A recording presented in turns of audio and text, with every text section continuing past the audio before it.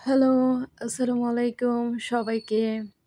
সবাইকে ওয়েলকাম করতেছি আমার একটা নতুন ব্লগে। আজকের ব্লগটা হচ্ছে কমপ্লিটলি ডিফারেন্ট। আজকে হচ্ছে রেসিপি। আজকে হচ্ছে স্পেশাল ভর্তা করা হবে এবং সেটা করবে হচ্ছে আমাদের সোমা। আমাদের সোমা খুব ভালো রান্না করতে পারে। সে হচ্ছে আমার জন্য এটা করবে। সেটা হচ্ছে চিংড়ি মাছের ভর্তা। আমার জ্বর, মুখে রুচি চলে গেছে একেবারে। আমি ভাত খেতেই পারছি না। আমার কাছে ভাত মনে হচ্ছে মানে কোনো স্বাদ পাচ্ছি না ভাতের। সেইজন্য হচ্ছে আমি সোমাকে বললাম, "সোমা কিছু একটা বানাও যেটা দিয়ে আমি ভাত খেতে পারবো মজা করে।" তারপর হচ্ছে সোমা আমার জন্য এই ভর্তাটা বানায়। ভর্তাটা খুবই মজা ছিল। ভর্তাতে হচ্ছে আ কাঁচামরিচ, তারপর পেঁয়াজ কুচি, আদা কুচি, রসুন, আ চাটনি পাতা এগুলা দেওয়া হইছে। সে হচ্ছে ভর্তা করার জন্য চিংড়ি যে মাছ সেটাকে হচ্ছে হালকা করে তুলে দিয়ে ভেজে নিচ্ছে। লাল করে নিবে, ভেজে নেবে। আমি দেখতেছিলাম, আমি পারি না। আজকে আমি শিখে নিলাম কিভাবে বানাইতে হয়। পরে নেক্সট আমি ট্রাই করব। সো আমি দেখতেছিলাম যে কিভাবে সে বানাচ্ছে। আসলে ভর্তাটা বানাতে সময় লাগছে। প্লাস হচ্ছে একটু কষ্টদায়ক, বাট খেতে সেই মজা। আমি যদিও খুব একটা আমার খাওয়া হয় না। আর এদিকে হচ্ছে ছোটো মাছের রান্না। ছোটো মাছ মানে ৫ মিশালি ছোটো মাছ। এগুলো হচ্ছে বেগুন দিয়ে রান্না করেছে। এটাও খেতে বেশ মজা হবে, আই হোপ। আমি এদিকেও একটু দেখলাম।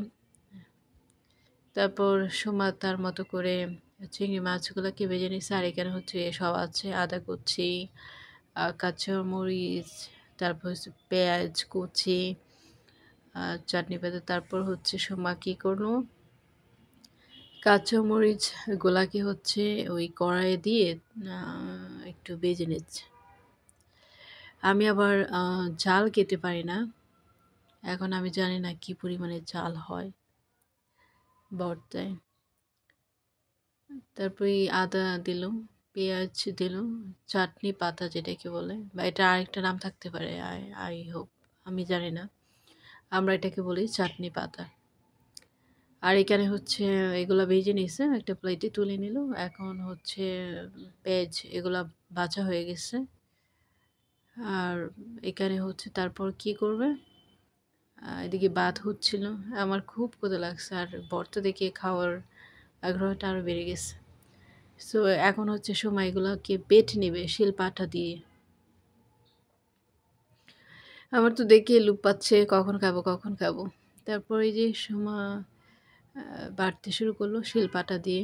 বেটে একদম ফিনিশ করে ফেলবে। মিক্স করে সবগুলো মিক্স করে বেটে নিচ্ছে। দেখতে বেশ ভালো লাগছে, তাই না? খুব লোভনীয় ভর্তা। এই মাছগুলো কিন্তু একদম তাজা ছিল। জাস্ট মাত্র কিছুক্ষণ আগে বাজার থেকে নিয়ে আসা। সো অনেক সুন্দর লাগতেছে। অনেক একটা ঘ্রাণ মানে স্মেল হচ্ছে। খুব ভালো একটা ঘ্রাণ হচ্ছে। খেতে অনেক মজা হবে, তাই না? দেখে লোভ লাগতে পারে। বাট আসলে এই ভর্তাটা অনেক মজার হয়। আমি হচ্ছে চিংড়ি মাছ দিয়ে অনেক ধরনের রেসিপি রান্না করতে পারি। আমি চিংড়ি মাছ দিয়ে রেসিপি রান্না করার কয়েকটা রেসিপি আমি শিখেছি, যেগুলো অনেক, অনেক মজাদার। ইনশাআল্লাহ একদিন করব। তারপর হচ্ছে সেই কড়াইয়ে হচ্ছে সরিষার তেল দিছি। দিয়ে যে বাটাটা, মাছের যে বাটাটা, চিংড়ি মাছের, সেটা কড়াইয়ে দিয়ে এভাবে হচ্ছে নাড়ে নিচ্ছি। দেখতে তো সেই ভালো লাগতেছে, তাই না? একদম ফ্রেশ মজা ভর্তা, তাই না? আমি হচ্ছে দেখতেছিলাম ভাত হইছে কিনা। ওই পাশে ভাত হয়ে গেছে অলরেডি। সো আমি এবার ভর্তাটা উঠিয়ে নিলাম। দেখতে কত সুন্দর লাগতেছে না? ওয়াও! সো সো ডেলিশিয়াস, খুবই সুন্দর। আমার তো দেখেই মানে একদম লোভ লাগতেছিল যে এখনই খেতে হবে। তারপর আমি কি করছি, একটা প্লেট নিয়ে নিলাম। নিয়ে সেই প্লেটে হচ্ছে একদম গরম, গরম ভাত দিয়ে মাখিয়ে খেতে হবে। তাই আমি প্লেটে ভাত নিয়ে নিলাম, গরম ভাত, একেবারে গরম। এই যে ভাপ দেখা যাচ্ছে। তারপরে এক টুকরো লেবু আর হচ্ছে ভর্তা। আসলে জ্বরে একদম রুচি চলে গেছে মুখের। সো খেতে হবে। আমি প্রায় অলমোস্ট ৪ দিন পর এই কয়টা ভাত খেলাম। অনেক ভাল লাগছে। যদিও হচ্ছে অনেক ঝাল ছিল। এত ঝাল আমি খেতে পারি না। অনেক ঝাল ছিল বাট অনেক থ্যাংকস সোমাকে এত মজা করে ভর্তা বানানোর জন্য।